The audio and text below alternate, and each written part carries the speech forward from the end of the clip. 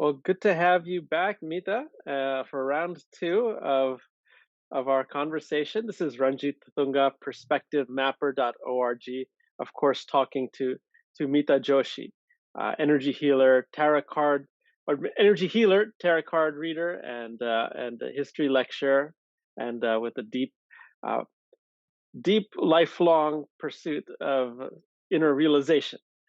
And I wanted to follow up with some of the topics. We had a good conversation. For those of you who are seeing this video first, we have a video that we posted last week with Meeta called Conflict and Simplicity.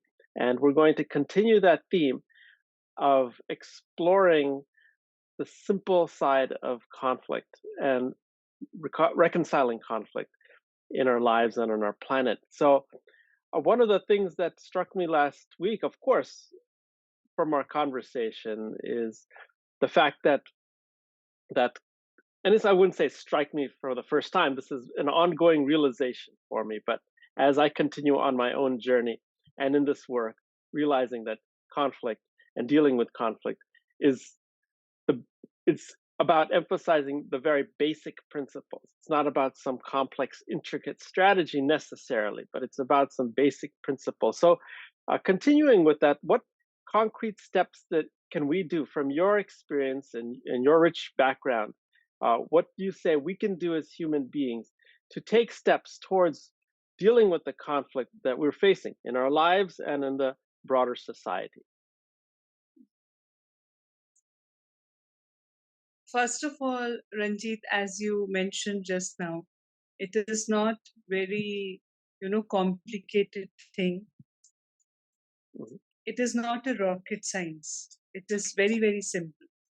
We have to just go to the basic level to understand a very simple thing that, first of all, nothing is permanent in this planet. And only thing which is constant is change.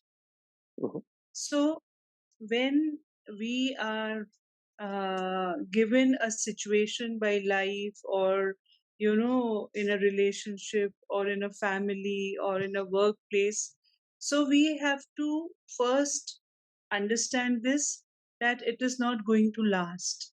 Mhm. Mhm. Yes. It is, Yes. everything is temporary. Everything is temporary, whether it is anger, whether it is love, whether it is hatred. you know Things go a cycle. They take a Mhm. cycle. Yes. So so the first thing is that we have to understand that we should be adaptable, and we should be open to change Mhm. with a, stern mindset, or with a rigid mindset. Nothing is going to help us.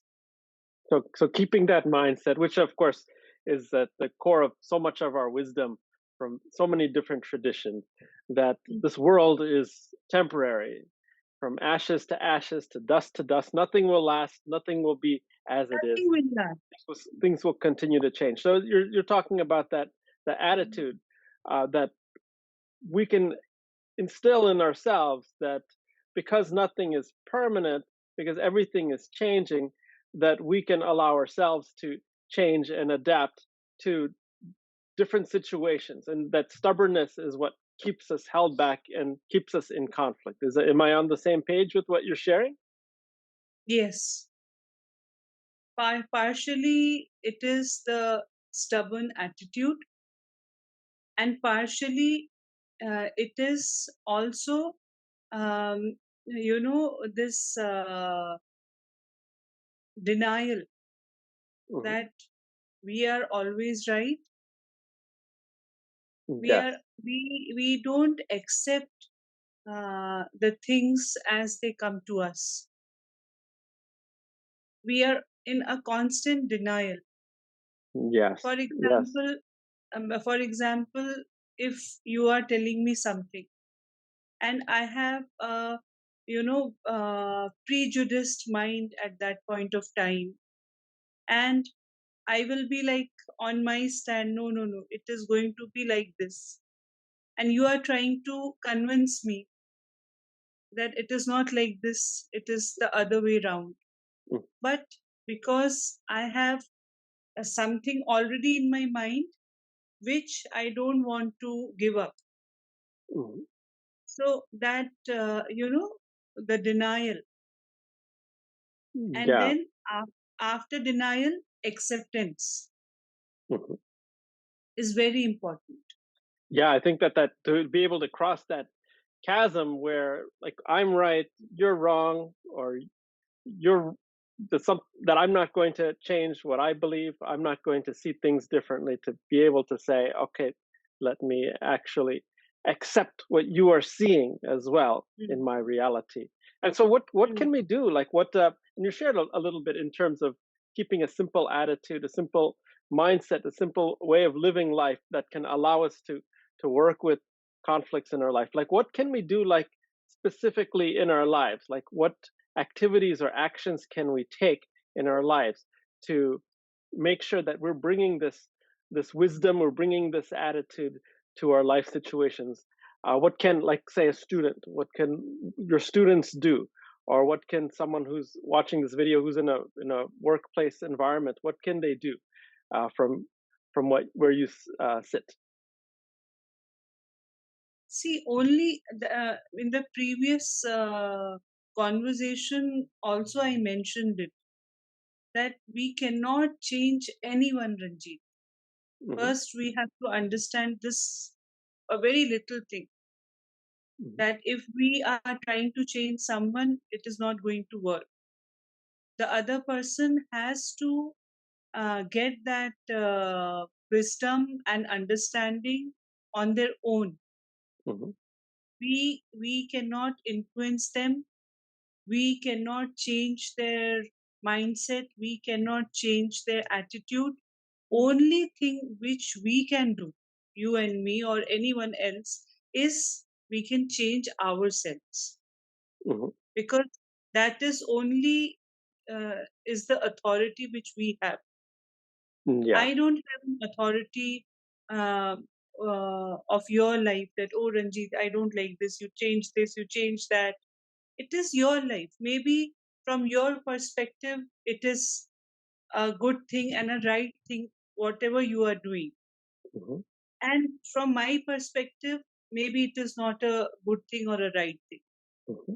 So instead of, forcing you to change or to give up a certain ideology or a set of thoughts, Hmm. if I accept this simple thing, he is an individual, Ranjit is an individual, and I am an individual.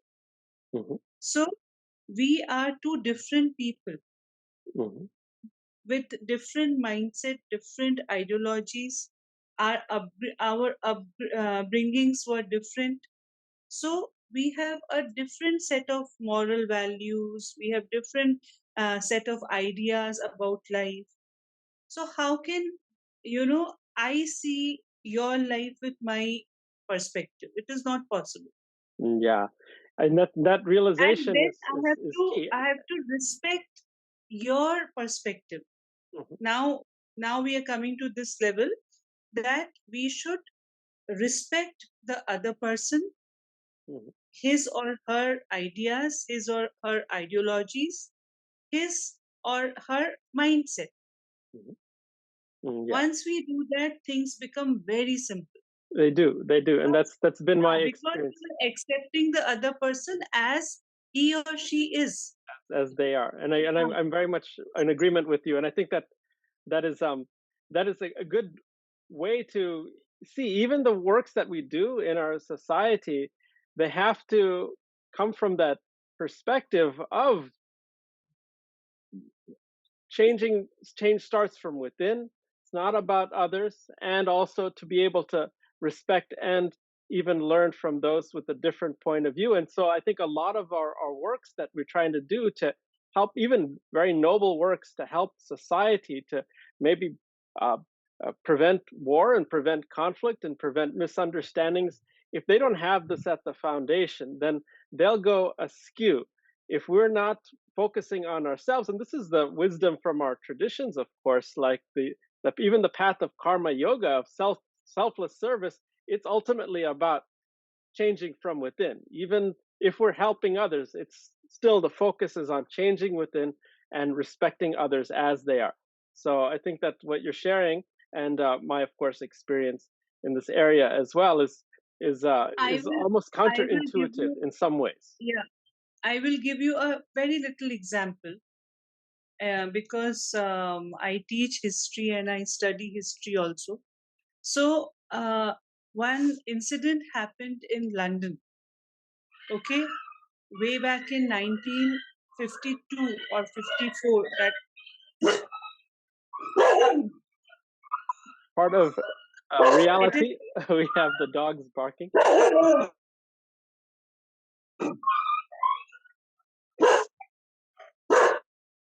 so it happened in the time period between 1952 to 1956 in UK. There is a small place known as Aberfan. Okay, and Aberfan is a very small town with mountains around, and the coal board there, you know, they started depositing coal on the mountains Mhm, without the permission of the government. mhm, It was like a temporary setup, mhm, but then they continued doing that. And what happened on a longer period of time? There was a very bad rainfall in United Kingdom, mhm, and the entire colliery, the coal deposits collapsed, mhm, and there was of coal. It was like an avalanche of coal mhm, into there's a small town of Aberfan, mhm, and the entire town was buried under that coal river.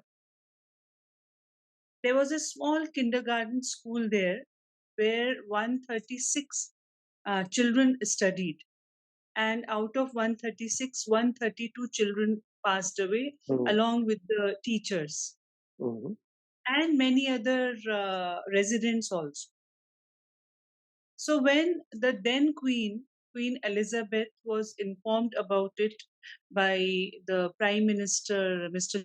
Churchill, and he said, because you are the Queen, and Crown should show some sad gesture towards mhm, the people of Aberfan, and you should visit them also. mhm, So Queen Elizabeth, she because she was an egoistic person, she said no. Why should Crown visit a place where a disaster happened? I will mhm, not visit. But Queen's husband, he visited. Okay, Philip, mhm, Prince Philip, mhm, he visited, mhm, and when he went there, he witnessed a very amazing thing. He went there when the funeral service was there for all those small souls who have passed away. mhm, When the Queen's husband, Prince Philip, he went to Aberfan, people were so silent. No one protested, you know, no one showed any anger. mhm, And when all those 132 or 33 graves were dug, and the cremation was going on, so they sang a song for Jesus, saying that whatever has happened, we cannot change it, and please keep your mercy on us. mhm, So Prince Philip was really amazed to see this, and when he went back, so the Queen asked him mhm, that how was it. Then he said, "What do you mean? How was it? It was a funeral. Mhm. and people have lost their children. And so she asked, "You cried?" I said, "Yeah, I'm a human being. Mhm. Definitely, there were tears in my eyes. I was unable to see those people who were in so much of pain, but they never showed even a spark of anger to me. Mhm. They were very nice to me, they were very kind to me, and they were just, silent." Mhm. So the queen asked that, "Can I get the recording of that song which they sang in the funeral service?" So Mhm. she asked the prime minister, and the prime minister somehow arranged that recording. Mhm. And then, when the recording reached Queen Elizabeth, she closed all the doors and windows of her room and she played that recording. Mhm. And it seems the queen has not cried in years together, Mhm. because the role of the crown was such that you have to behave in a certain way, you cannot express your emotions, you know so she was trained to be, very neutral and blank at times. So it seems when she heard that song of that prayer service, she cried after, like, maybe 30 to 35 years. Mhm. Mhm. What I'm trying to tell you by this little story is, any sort of ego can be shedded Mhm. if you are willing to do it. Yeah. Yeah. Then, after listening to that song, the queen told her office that she wants to visit the village. Mhm. And Mhm. the arrangements were done. She visited that little town known as Aberfan, and she met all the residents there. Mhm. And there, when she visited those houses and the place where the school, that tragedy Mhm. happened. So, small children, they gave her flowers, they made Mhm. cards for her instead Yeah. of showing their anger. Yeah. Yeah. So after that incident, the queen's personality changed, like, drastically.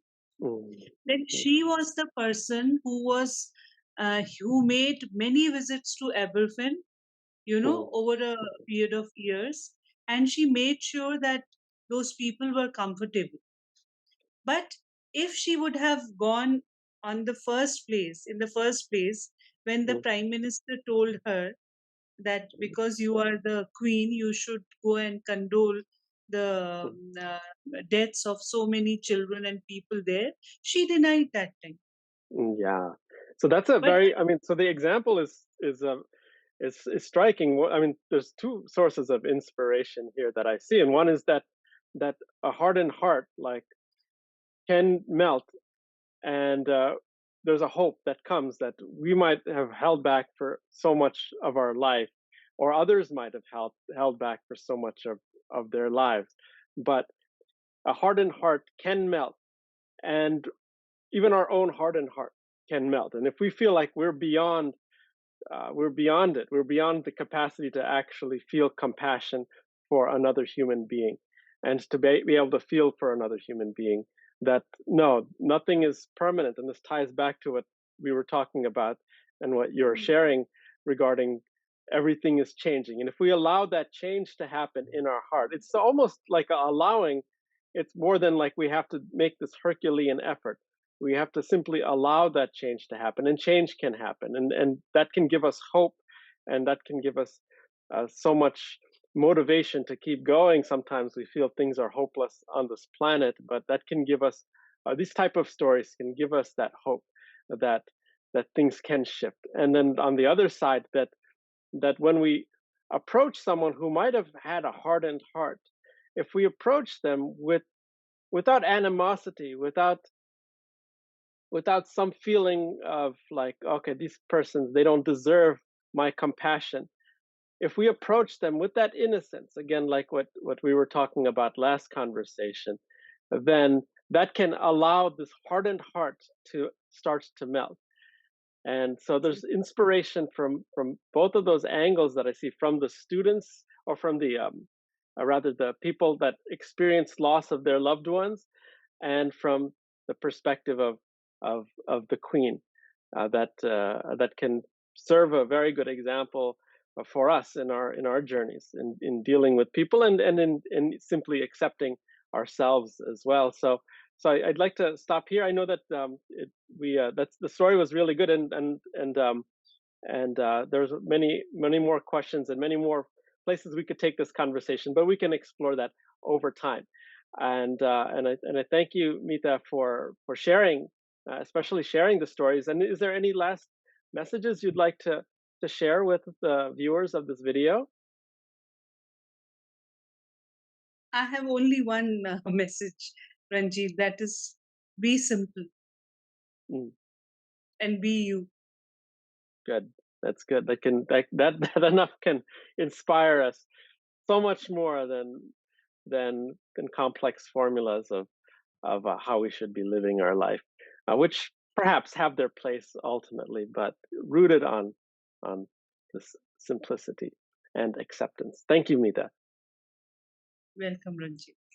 And of course, like your contact details, once again, um, feel free to share your email address, and I'll post just like before. I'll post a card as well. Yes, it is jmeeta02@gmail.com. So Okay. anyone who wants to connect, they can write to me. Okay. Good. Thank you. Thank you very much, and take care. You too.